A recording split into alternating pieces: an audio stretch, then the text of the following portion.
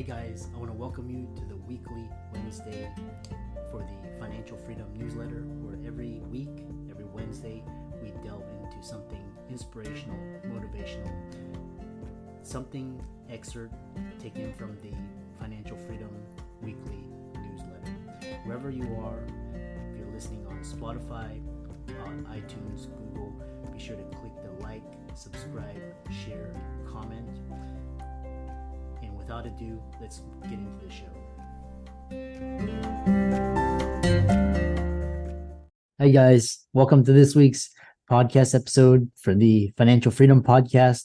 I'm really excited to bring to you today Clifford Starks. He's going to talk about the Fighter Formula Unleashed Champion. As we were talking backstage, I love the intersection of athletic and business because they each embody a lot of success traits needed to be an entrepreneur. So Cliff, welcome. Yeah, thank you, Christopher. I appreciate you having me. I appreciate the nice introduction too. Yeah, so tell the audience about how your background, your story, and we'll get started. Yeah, absolutely. So I enjoy dreaming big, and the reason I enjoy dreaming so big, I was 5 years old, my grandfather passed away, and I was like frozen, solid. And I realized, like, holy crap, one day I'm going to die. And in that process, I didn't know, I kind of coached myself through it and said, if I'm going to die, I'm going to live as much life as I can. And so that's what I focused on doing, was just living a life worth living. And I got to fight in the UFC. I got to fight in Bellator, personal training, coaching people in their businesses. And I'm just having a lot of fun as I go through my process of life. Yeah, and I love that. I've followed I've competed Olympic Taekwondo, but I followed the UFC because UFC is like kind of like three-dimensional. It's like another level. And again, the athletes there are entrepreneurs. And so it's very fascinating. So what is the Fighters Formula Unleashed Champion? Tell us about that. Yeah, so it was interesting because it was something that I was coming up with as I made my transition. So I made my transition from being a fighter to being an entrepreneur. And one of those things was I wanted to speak to people. I wanted to transform people. And so as I went through it, there's a saying, if you want to connect the dots, go backwards. And even Steve Jobs, he talks about the only way you can connect the dots is by going backwards. And so I worked through a person having a transformational experience, and I go, what were the things that led up to that transformational experience? And so I started going, okay, well, I went through this, and then this piece, and then this piece over here, and then this piece. And I realized, like, it's the same things every single time. Like, the same occurrences tend to happen on a regular basis. And so I put together this formula and looked at it and said, this is it. This is the process that not only I take myself through, and I'm going to continue to take myself through, but I help others and I have them take themselves. I love that. I love that idea of reverse engineering. So, and the other, we'll get into kind of the similarities between fighting. Again, where fighting is more like athletics. Is I know it sounds kind of grim and animalistic, but it's like it's entrepreneur. There's a lot of similarity in spirituality, and so you talk about learn to fight and flow in life, in business, because you're gonna, like, in anything that you do, there's gonna be a point of fighting and there's gonna be a point of flowing. And I look at, for a person to ride the highest wave, they would have had to crash many times before riding that wave, right? If a person can see it, visualize themselves knowing that they're going after the thing, now it makes sense in their head, even though it might not make sense in anyone else's head. Like, well, you've crashed like 28 times. You probably should stop. Like, but no, I can see myself riding that wave, and I know one day I'm going to ride that wave. And so whether you have to do it 50 times or 1,000 times, you're going to figure out how to ride that wave at the end of the day. And the other thing is enjoying the journey unapologetic. And what I really mean by that is, like, be unapologetic of your success, because the hate, and as it relates to the haters and the naysayers and the people that want you to fail. Mm-hmm. Yeah. And you look at, like, it took me some time to actually understand this. People who want you to fail just haven't made their success yet. They haven't gotten to where they're looking to go yet. And when I realized that, I'm like, oh crap, haters aren't even really haters. They're just kind of hating themselves and they're pointing it outwardly to somebody else. But Mm. if a person has accomplished their dream, they have no reason to hate another human being. Like they're where they want to be. They're in the place that they want to be. And sometimes the haters don't realize what they're doing. And the truth is, a hater can only do something if you allow them to do it. Like if you go like, oh, well, let me hold on to this crap that you have. Like, wait a minute, I don't have to hold on to anything. I can let go of this because it doesn't serve me in any way. In fact, I got my own crap that I got to let go of. So let me focus on letting go of my stuff instead of holding on to someone else's stuff. Uh-huh. Yeah, I love that. I really love that. And once, especially what it conjures when you're talking is like kind of like people will throw their shit at you and then, you don't have to catch it. It's like that's their problem. I mean, everybody takes care of themselves. And I love Yeah. that. Yeah.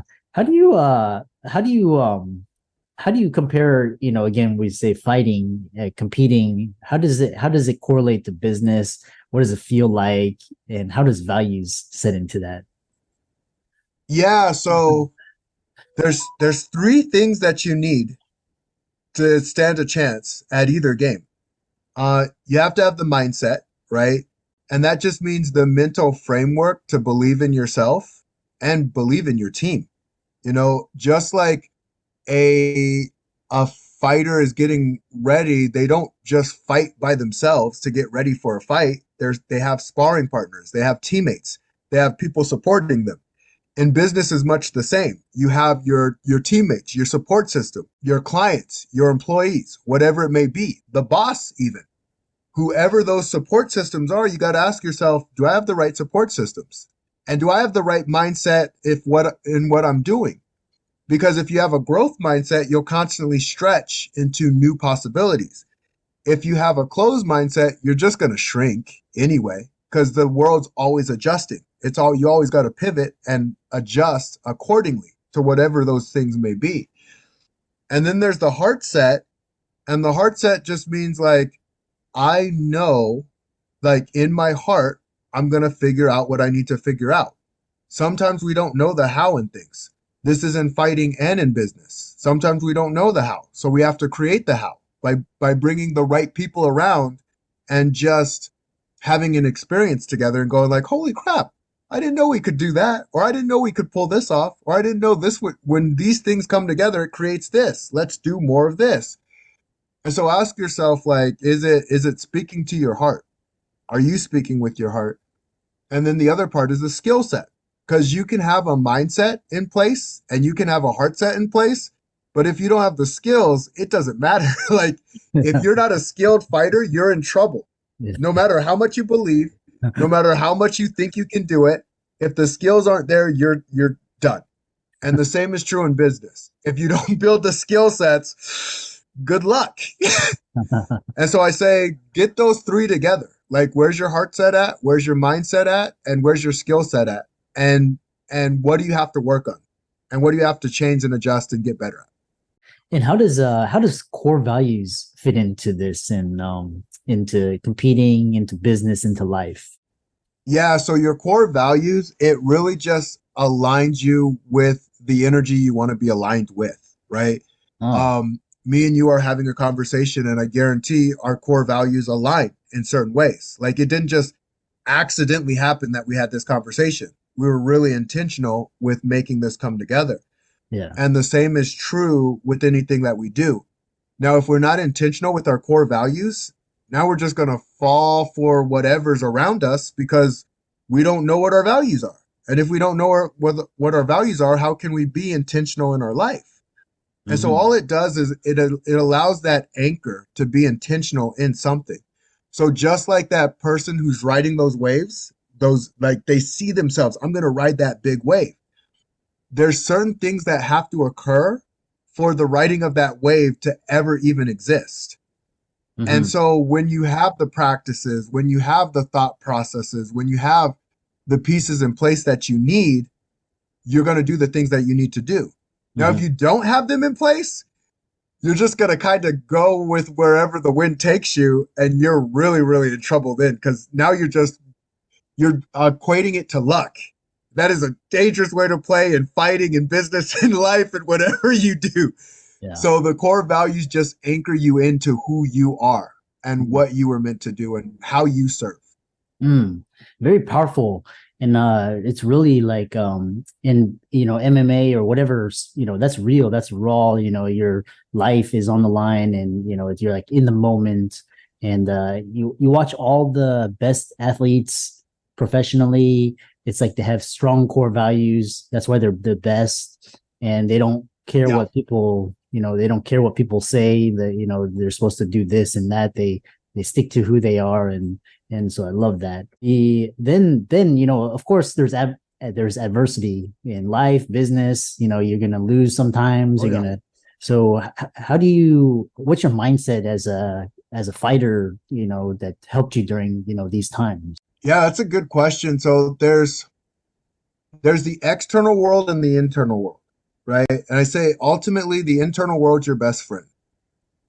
Now I'll tell you, I had a story where I lost on live TV, and not only did I lose, I got knocked out on live Mm, TV. It mm, sucked. Ultimately, no one goes out there and trains that hard for something like that to happen. Like they're not like, oh, well, if I lose, I lose. Like, no, it hurts and it sucks.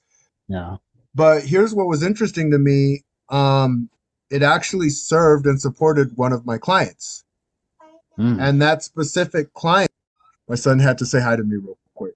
He said he'd never seen me lose. He'd never truly seen me lose. uh, Then he saw me lose on the biggest stage of my life. Like it's just like I'm on live TV. And uh, if you lose in the UFC, they show that stuff repeatedly over and over again with different angles. It mm, sucks. And he goes, but I knew you were who you said you were because of how you took the loss. mm, Life's going to give us everything, everything, especially to live a life worth living. You have to take risk. We're all taking risk all the time. The question is, how big of the risk are you taking? mm, Yes, when I'm fighting with a high level person, I am taking a very big risk, but I also have a very big reward at the end of that. If I go head to head with another high level individual, we both have something, win or lose. Now, the truth is, you can't really lose unless you have the perception that you've lost. It's really how you perceive it. I've had plenty of learning experiences on my journey. And yeah, did it feel like a loss in that moment? Hell yeah, it did. It sucked. It was uncomfortable. I worked my ass off to get there. And it was just taken away. But I also know, like, this goes back to the fighter's formula. It's extreme responsibility. Control what you can and don't try and control what you can't. I can't rewind that. I could only take that and use it. And so that's what I did. Is when you get knocked down, you do have an opportunity to get back up. I'm not going to stay down. I refuse to. mm. Because in staying down, you've just given up. And if you give up, what's the point of even living anymore? Yeah, so powerful. And yeah, I talk to, a lot these days I'm talking to entrepreneurs and they say their biggest loss, like their win is just like a hit of dopamine and then but they're like the Yeah. where they really grew was like their biggest loss and they lost or lost a big match or lost a lot of money or lost a sale. So that's where you learn and so powerful. So Yeah. what did Pain teaches us. yeah. Yes, it does. Yeah, it's a huge motivator. Yes. So now you're doing good work. You transitioned from athlete to now an entrepreneur. So what's next, and how can people follow you? Check out your social media, etc. Yeah. Yeah. So you can find me on Facebook or LinkedIn. And if you guys need any of that information, let me know and I can send it over so we can have it below. But yeah, just reach out to me. And the cool thing, so if you said, I'm a fighter, just text me that and I'll send you my own PDF for free. And Yeah. we will, if you'd be interested, we have a conversation and see if we can get to know each other a little bit better. Because ultimately, my game's about building relationships. I want to support 1 billion people. on the journey. And what I didn't realize, like in that wanting to support 1 billion people, they're also supporting me too. It's creating that win-win synergy and Yeah. saying like, hey, I serve you and you serve me. You know, Yeah. that's the name of the game. So yeah, if this resonates with anybody, would love to connect with you. Fabulous conversation. Extreme ownership. I think this conversation reminds me of that book. Just taking ownership and Oh, really. Jocko Willing, that dude's amazing. I love that guy. And thanks so much for coming on. I really enjoyed this conversation, and all of the resources will be on links and show notes for the listeners. And thanks for coming on to the podcast. Awesome, Christopher. Absolutely appreciate it. And thank you, audience, for you tuning in and being a part of it. Hope I gave you value. And yeah, have an amazing, amazing day. Appreciate you. I hope you really enjoyed that wonderful, inspirational, motivational piece. Again, if you, wherever you are listening, if you liked it, be sure to like, comment, share, subscribe. We're on everywhere: Spotify, iTunes, Google, Amazon, Audible. And without much ado, be sure to thank this show's sponsors, and we'll see you next week.